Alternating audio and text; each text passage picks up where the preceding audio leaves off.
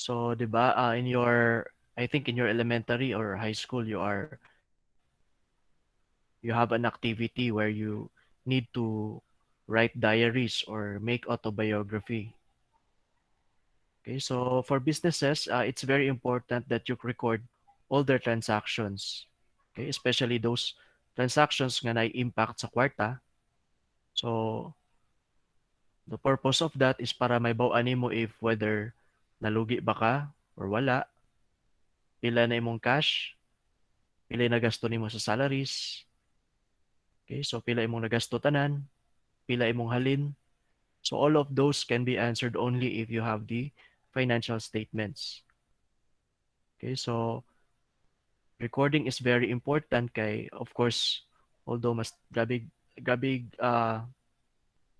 memory atong brain, taas og kanang data, pero it's still nagyapon siya failure to remember things, especially nga gabi na kalayo. Okay? So for example, you are going to retrieve information as to unsay gikaon nimo atong January 5. Okay?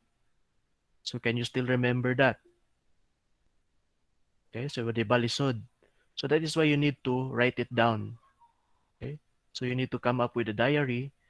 So especially it's a day-to-day diary. So ang equivalent ana sa business is the journal. Okay? So ang journal, nagyapoy date, then nakabutang kung unsa nga mga transactions, financial transactions happened on that day. Okay? So after recording or after making the diary for your business, so you need to classify. So what are the usual events or what are the usual actions you have done during the entire year? Okay, so that's classifying. And then summarizing, so this is equivalent to your autobiography. So wherein you make a summary of your life or perhaps a summary of what happened to you during the last year. Okay, so ang equivalent ana sa business is the financial statements. So from journalizing to posting to financial statements. So again, it's very important para ma-monitor ang performance sa business. So summarizing in a significant manner in terms of money, transactions, and events, which are in part at least of a financial in character and interpreting the results thereof. So as you as financial manager, so dere mo come in, interpreting the results. So you will use some tools to interpret the financial statements. So kumbaga sa medicine pa, okay, or sa hospital pa, ang medtech ang mag-test or mag-measure. However, it is the doctor who can interpret the or who will interpret the results. So accounting is the medtech, financial management is the doctor or those who can read the results or interpret the results. Third is the accounting is the language of business. So in the business world, not only in the business world, but as long as it's an entity nga mukita or will receive money and will disburse money, you need to understand accounting. So mapa-private ba ka, mapa-government ba ka, accounting is the language. So just like so think of going into a country nga di sila mo storya og English. Okay? So let's for example Spain. So they only speak one language and that is Spanish. So kung moadto kag Spain without knowing how to speak Spanish, maglisod ka og survive. Okay? You will kay dili man ka magkasinabot, wa po'y makasabot nimo. So in the business world, you need to understand accounting para masabtan nimo ang kana nga world. Okay? So to understand the business world, you need to have a solid knowledge or uh, a good background in the accounting. So here is the accounting process or sometimes referred to as the bookkeeping process. So collection of business documents as transactions occurred. So kolekta og mga resibo, mga bills, say invoices, and so on. Second, you record those in the journal book. Then posting, trial balance, adjustment entries, working paper, and then moabot na ta sa financial statements. After preparing the financial statements, then you will also do the closing entries, post-closing trial balance, and reversal entries. Now, you do not need to understand this now kay in the in the upcoming mga online classes, this will be discussed in detail. So what you need to learn now is the different accounting concepts and principles used in the preparation of the financial statements. So kumbaga mo ni imo mga mo ni prinsipyo nga ginagamit, mo ni ang mga concepts or theories nga gi-apply in the preparation of the financial statements. So one of that is the entity concept, or also known as the wrong spelling lang na, but that's actually entity, or also known as the separate entity concept. So pasabot aning separate entity is that ang business nimo is separate from your or separate from the owners. So for example, na kay sari-sari store or na kay convenience store, although ikaw ang tag-iya, but doesn't mean nga, or in legal sense, of course, you and the business is one. However, for accounting purposes, you need to separate what are transactions for the business, what are the transactions for the owner. So kung unsa ray nagasto sa business, mo ray imo i-record. Kung unsa ray halin sa business, mo ray na-record. Okay? So dili nimo i-appeal ang imong salary sa lain nga trabaho, imong i-add sa imong business. Or perhaps bayad sa imong tuition, bayad sa mortgage sa balay nga wala naka benefit ang business, so di na siya dapat nimo i-appeal. So mga gastos nimo sa balay ayo apila sa business. However, if you buy a car, okay, especially if the purpose is for delivery or magamit siya nimo for business, then it can be recorded as an asset for the business. Okay, so pwede na siya. Pero kung gigamit nimo as personal lang, so wala na siya nagamit sa business. Okay, so dahi na siya, dili na siya asset sa business, but it's your own personal asset. Okay, so entity concept. Second principle is called the objectivity principle. So when we say objectivity, pwede nimo na siya mapamatud-an. Okay? So there is an evidence. So for every transaction that you record, at least man lang naa kay document nga will provide the evidence. So for example, ang imong halin, so it is evidenced by your sales invoice or your official receipt nga imong gi-issue sa imong customers. O sa mga expenses, dapat you should also keep the receipts nga gi-issue sa lain nga mga or sa imong mga gipang palitan. Okay, so that's objectivity principle. Next is the cost principle. So kung pila gibayad nimo or pila imong amount nga na-receive, mo lang imong i-record nga amount. So example, nagpalit kag yuta karon, it cost 1 million. 5 years later, nahimo na siyang 5 million. So unsay mo reflect sa libro? Is it the 1 million or 5 million? Okay? So 1 ang million. okay, so that's right. Kay mo ra man ang naay evidence nato, 'di ba? We have a receipt for that. Natay receipt sa 1 million but we don't have the document or evidence for the 5 million although it is the it's the market value or the fair value. Okay, so that's the concept of cost principle. Next is materiality principle. So there are transactions nga kumbaga na threshold. So na mga transactions nga significant, na mga transactions nga insignificant. Okay, so for example,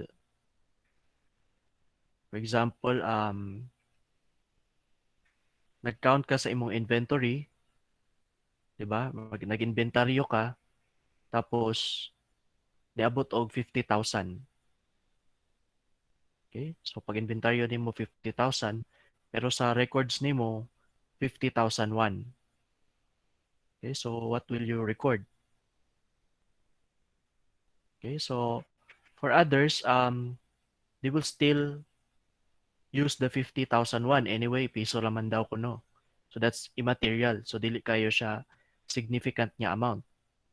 However, kung dako kaayo ang nawala, for example, pag inventaryo nimo is 20,000 ra, pero ang nakabutang sa record is 50,000, what will you record in the books? Okay, so you will use the lower 20,000 and consider the 30,000 as loss. Okay, so the next is the matching principle. So matching principle or the match, i-match nimo ang revenue o expense. So kung kanus daw ka nakanahalinan, dapat dito nimo i-record ang imong gastos. So for example, nagka-sales ka or naka-sales ana nga day, unsay related nga cost ana nga item nga imong nabaligya.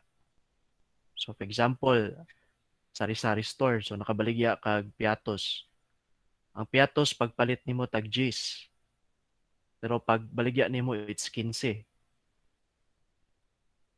Okay, so nahalinan makakaroon niya adlaw, although gipalit na siya nimo last month pa. Okay, so you will record it today. Kay karon makanahalinan. So record kag sales, at the same time record pug ka og cost of goods sold. Okay, so kung asa ang revenue, dapat dito nimo i-record ang expense. Another application of the matching principle is ang pag-divide sa cost sa mga big or mga capital nga mga projects like patukod kag building, nagpalit kag palit kag machines. Okay, so you do not expense right away the amount. Let's say nagpalit ka og 1 million niya or ang nagasto nimo sa building is 5 million or 4 million. You do not expense it right away. So dili nimo na siya consider as spend 5 million right away kay ang building nimo naka-benefit ang business for a number of years, 'di ba? Ang building nakatabang nga maka-earn kag more income for a number of years. So kung pila ra pod ang useful life, we call that the useful life or life nga mapuslan nimo ang kana nga asset, mo pod na ang life nga i-divide nimo ang expense. So say 5 million, divide nimo 10 years, so you have 500,000 each. So that's actually one of the application of matching principle. So we call that the depreciation expense. Next is the accounting period. So don't worry kay these principles will be kuan. You will have a more visualization ani nga mga principles once we go to the transaction analysis. Then we have the accounting period. So accounting period is usually 1 year. But of course, you can prepare financial statements for monthly, quarterly, semi-annually. But usual yun ani nila is annual financial statements. So you will prepare financial statements for the entire year. What is the summary of the transactions for the entire year? Now you have two options on what accounting period to uh, to use. So the first one is called the calendar year. So when say calendar year, you will start your journalizing on January 1, you will end on December 31. Okay, January 1 and then December 31. The other period is called fiscal year, okay, or fiscal period. So you can start at any date except January 1 and end on any date except December 31. So for example, for schools, so they want to start on May. So May 1. Okay, so they will end the financial. Kung nag-start kag May 1, ang ika-12 months niya, ka-12th month niya is on April 30. So May 1 to April 30, or pwede sa mag-February 1 to January 31. So as long as you will not start on January 1 and you will not end on December 31. So that's called fiscal year. Next is the revenue recognition. Okay, so revenue recognition is you recognize revenue or mag-recognize na kag sales upon the delivery of goods and services. So take note, upon delivery of goods and services, not at the time of receipt of cash. So maski wa pa kagibayran, record na nimo as imong halin. So kung nag-deliver na ka sa imong goods, niabot na sa customers, or na-perform na nimo imong dapat imong service, like for example, um, let's say nag-consult ba ka, nag-perform ka consulting service to your clients, tapos late na siya ni bayad. For example, June ka na human, tapos August siya ni bayad, the sales will be recorded or the revenue will be recorded upon the completion of your work. Okay? So dapat sa June ka mag-record og sales, not on August. Okay? Maski sa expense, you will consider kailangan i-expense na siya nimo at that time na naka-receive na ka sa billing or naka-receive na ka sa goods and services. Not at the time that you will actually pay the expense. Okay, and then the last principle is the conservatism. So it has nothing to do with your attire or sa kakakuan niya mong out. It does not refer to the outfit na dapat balot na balot. Okay? It refers to a mindset where mas mo apply pa ta sa katong events nga or choices nga malugi ta kaysa sa mo profit ta. Okay, so especially kung those two are uncertain events, you will choose the event that is kumbaga mas pessimistic. Okay? So that's called conservatism. So for example, there's a risk nga or this project tells you nga mo ni imong loss. Okay? So 50% chance nga ma-loss, 50% chance nga ma-profit. Okay? So conservatism will tell you nga since 50-50 man, so we will believe nga this project is not profitable. Okay? So automatically we abandon the project if it is not more than 50% chance nga mo na ikuan nga ma-okay. Now let's go to the users of financial statements. So these are not complete, so dagan pa ni sila, but these are the main users of your financial statements. So first are the business owners. So since they own the business, natural ra gyud na nila nga they would like to know the condition or the performance or the profit of their business. Nagka-profit ba sila? Nagka-loss ba sila? Pila ilang nagasto? Okay, pila ilang kita? Pila ilang na-generate niya cash? So all of those can be answered by the financial statements. Next are the business managers. So the managers are the people or persons delegated by the owners to manage their businesses. So sometimes ang ilang bonus naka-tie up sa performance sa business. So for example, kung magka-profit kag 100,000, you will have additional 10% as a bonus. Okay, so of course the managers would like to know kung unsay performance nila. How will they manage their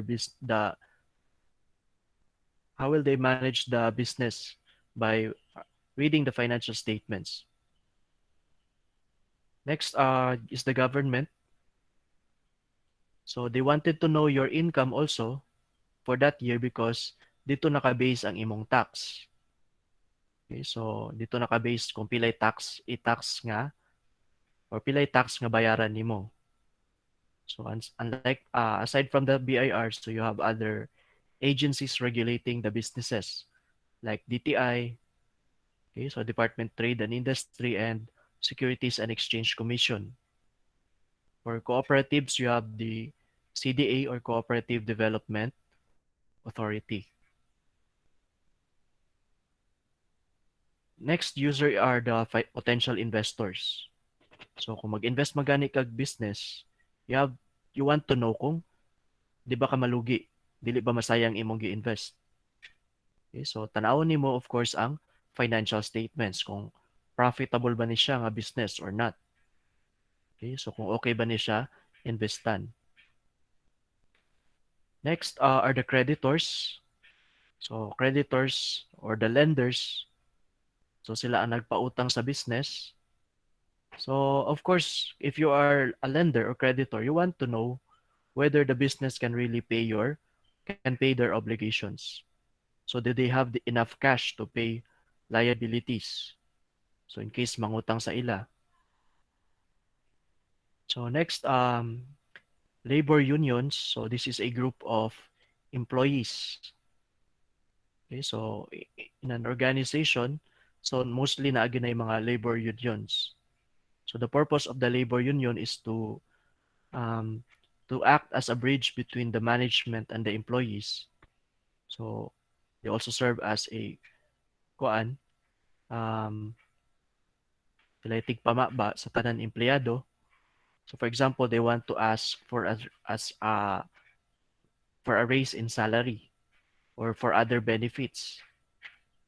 Okay, so tanawon sad sa labor union kung capable ba ang company nga maghatag og inana nga salary nga gidemand sa empleyado. Kung kaya, then there's a justification for their request or for their demand. However, if ang ilang demand is dili siya makita nila sa financial statements nga dili kaya sa company, then of course they have to understand nga the company needs to survive para nagyapon mo'y trabaho. Okay, so next budget officers, accountants and auditors. So for budget officers, of course they will base the last year's financial statement para makahimo sila budget for the next year. Okay, so that would be their number one basis sa paghimo sa budget. Accountants, so the preparers of the financial statements, and then auditors. So ang auditors, ang trabaho nila is tigpamatuod niya, correct ang imong gibutang sa financial statements. Okay, so next. So now let's go to the different forms of business organization. So in what form do you want your business to be organized? So you have the sole or the single proprietorship. So it's isa ray tag-iya. So only one is the owner at the same time, the manager of the business. You have next is partnership. So you can have a two or more owners for a business. So we call them the business partners. So perhaps among yourselves, pwede mo mag-form og partnership and then you will establish a business. And lastly is the largest form of business organization is called the corporation. So in the partnership, it may be only few people. However, in the corporation, it can be wala na siya halos limit sa pilay pwede maka tag-iya sa business. Okay, so the owners of the corporation is called the shareholders or the stockholders. Next is the types of business organization. So asa na siya unsa nga klase nga business ang imong gi-form. So you have service concern. So your business is to provide service to your clients or customers. So example, mga parlors, barbershops, laundry shops, um, pwede sad sa mga dental services, imong dentist, sa imong doctor, lawyer, and other professionals. Okay, so we call that the service concern. Next is the trading concern or the buy and sell. So palit kag goods sa mga wholesalers and then wala kay utrohon sa goods imo na din siyang baligya. So buy and sell. So 'di ba during the pandemic or the quarantine dagan kay mga nag-online sell. Okay, so nana siya sa kuan. So especially if they resell the goods, that's called trading concern. So you do not alter the goods nga imong gipalit or walay changes. Next is manufacturing concern. So the raw materials, you buy raw materials and then you process it. Okay, so example, palit kag isda, tapos imong gibulad, so that's already undergo na siya process. Imo da yung baligya.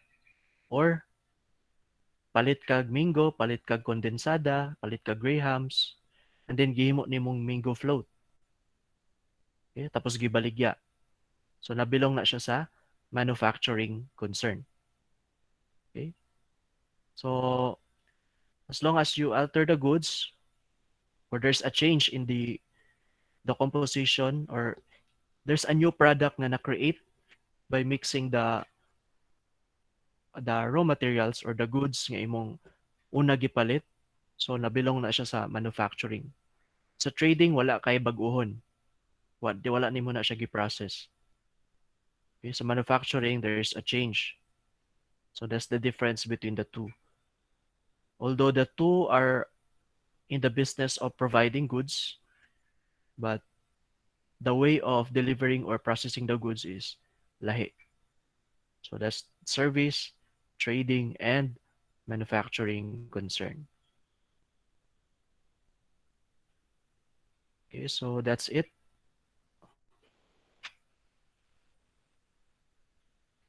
So you can ask questions now or you want to clarify something?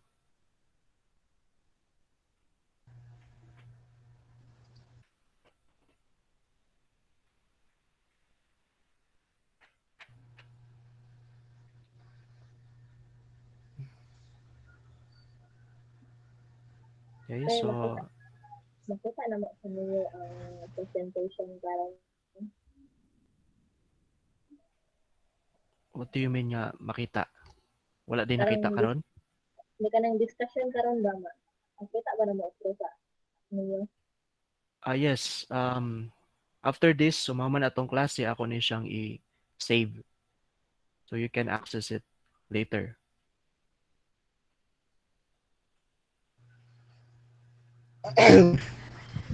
Sir, Yes.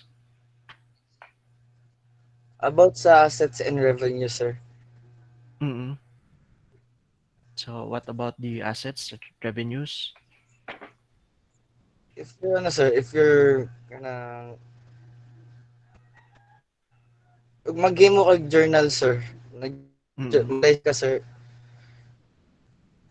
Ang assets means debit ba, sir? Or Normally, sa kuan na siya, sa next na siya nga topic. Pero to tell you ahead, normally, namagin na sila yung normal nga balance. So kung asa na sila permanente mo appear. But doesn't mean nga ang asset, dili siya butang sa credit. Okay, there are cases nga kung magdugang kag asset, of course sa debit. Pero kung makuhaan imong asset, ma-credit siya. So example sa cash. So kung naka-receive kag cash karon, debit nimo ang cash. Pero kung magbayad ka og cash, ma-credit ang cash. So ana siya. Okay? Same as revenue, sir. Same Ang lang sa revenue revenue, sir. ang revenue is opposite sila og nature. So dili sila sa ang revenue man gud ang normal balance ni on the credit side. So kung mag-sales ka, mag-record kag sales sa credit kung madungagan imong ah, sales or revenue. Okay? Pero kung makuhaan pod na siya or na kay giuli nga goods kay defective, so imo nang debit nimo ang sales para mo gamay. So opposite sila og kuan, normal balance. So okay, so don't worry, we will discuss kuan extensively ana nga kuan. So na siya sa I think chapter 2. Okay, so transaction analysis. Okay, so Okay, sir. Thank you, sir. I'm glad that siguro na namoy background sa accounting no, kamo tanan. Do you have an Sir? accounting? Wala pa, sir. Namoy wala mo'y kuan O, sir. sa senior high wala?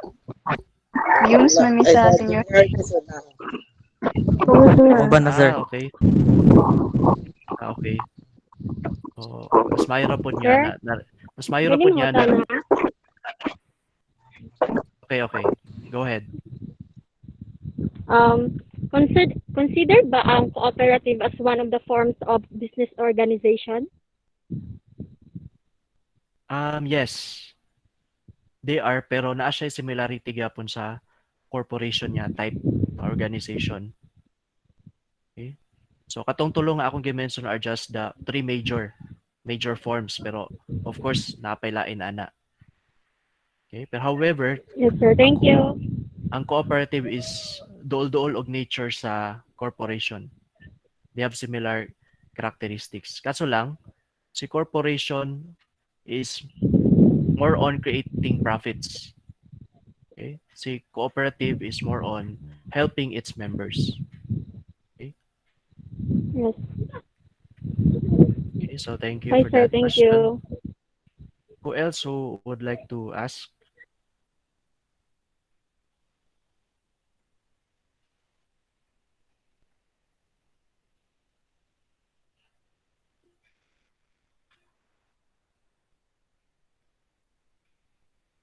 Okay, so nila imday mog strand sa ano, senior high. Na YUMS, na saan yung CSS?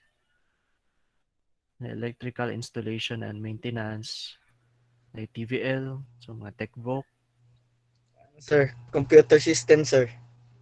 computer system. Yes, sir. Okay. Computer system servicing. Computer system servicing. So, what made you decide to become a BSBA financial management? Akong mama, sir. Imong mama kay mo nag-suggest? Bookkeeper man gid siya, sir. Ha? A bookkeeper siya? Okay. Yes, sir. Sa Nyasi. Mm. So, maayo. So, of course, na maginay inana, no? Mo ni imong gikuan sa high school, pero later on, you change your mind. Kung sa gid inyong kwaon. Okay, anyway, napa may kuan. Mabitaw na atay basic accounting sa inyong curriculum so that katong dili wala pa kaagi ani nga subject will be able to understand. Okay? You know, in business, BA Finman, importante nga you have a background in accounting kay maglisod mo og sabot sa other nga kuan. Okay? So especially mga higher nga Finman topics. So remember, the financial statements is the output of the accounting, but it is the start of the financial management. Okay? So na maritime. Okay, so napamoy napod di old curriculum. Okay, so maayo kay nakakuan ka. So maritime. Okay, so you have other questions or any clarifications or any concerns? Sir, Yes. need pa Yes, namo mo pwede na. palit og columnar o dili na? Um, dili na. Okay, so Oh, since this is new normal, so normally um, kung normal ni siya nga klase, usually papalit ko sa inyo mga journal book, mga ledger, mga columnar. However, lisod man gud na siya sa online i-apply. Like, saan man ninyo na pag-submit inyong columnar. Okay, so okay, sir. instead, Thank you. importante lang gid sa ako, importante lang ani nga subject is that you know how to when to debit and when to credit. Okay? And what to debit and what to credit. Okay? So once ma-master na ninyo, the other process accounting will be very easy. Okay? Kaya kung sakto na inyong debit credit, most likely masakto any procedural ramang good ng uban nga process. Okay? So procedural, but the most important is your analysis of the different business transactions. So kanusa ka mag-debit, kanusa ka mag-credit. Okay? So not necessary na ang columnar. But of course, in this subject, you have to prepare calculators. Okay, so magid na basta na numbers, you need to have a at least katong mga basic calculators. So prepare ka ng every time mag-quiz ta, especially kung dito na kita sa other or sa next topic. So dapat ready na inyong calculator so that you can answer some of the questions. Okay, anyway, this is only plus, minus, times, divide. Okay, so actually, ang pinakalisod lang yun ani is ang analysis. Okay, so we will focus more of our time sa dira nga topic. Okay, so we will spend more time sa analysis. And then pag makita na ako nga medyo you already learned the analysis, then kaya pa ko mo proceed to other topics.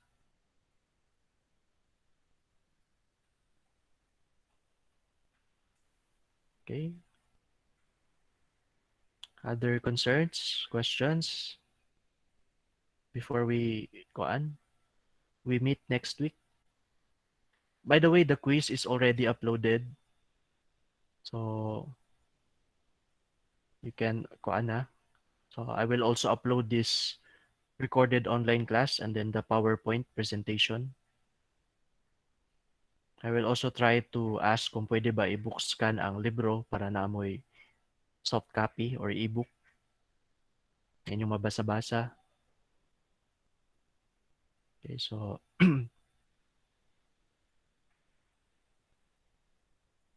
okay, no questions, concerns?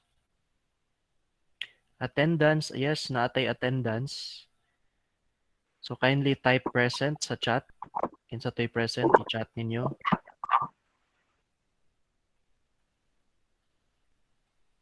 Okay, because the minutes of this online class is also recorded. Hi sir, good afternoon sir. I'm sorry to butt in pero nawa ko'y Sige. concern kay Sige, akong what is it? classmate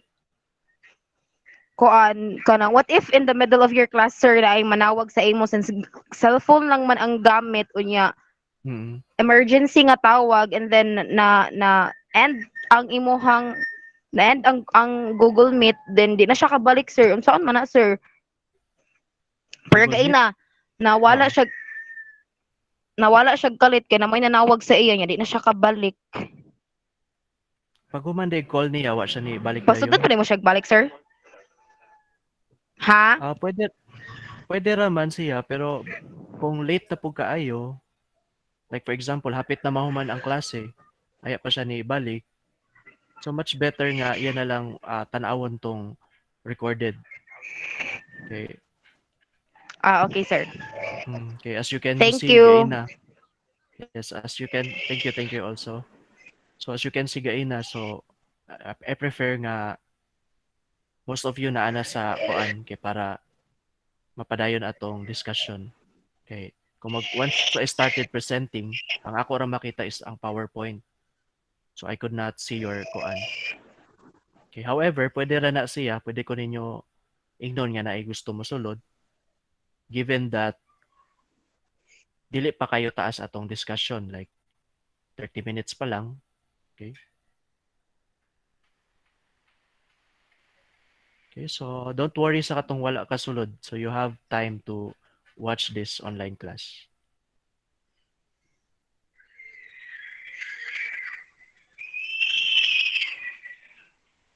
Okay, so I think basig na pamila in klase. So thank you for your participation. Thank you for your listening. See you next week, next Saturday. Okay. Okay. Goodbye and keep safe. Thank you, sir. Thank you. Bye, Thank you. sir. Thank you, sir. Thank you, sir. Bye, Thank you, sir. sir. Goodbye, sir. Bye. Thank you. Bye,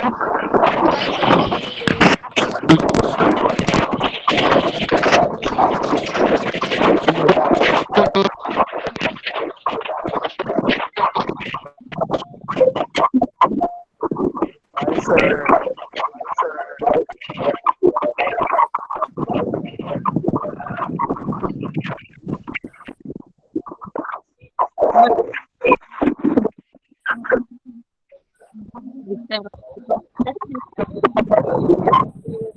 Kung sige,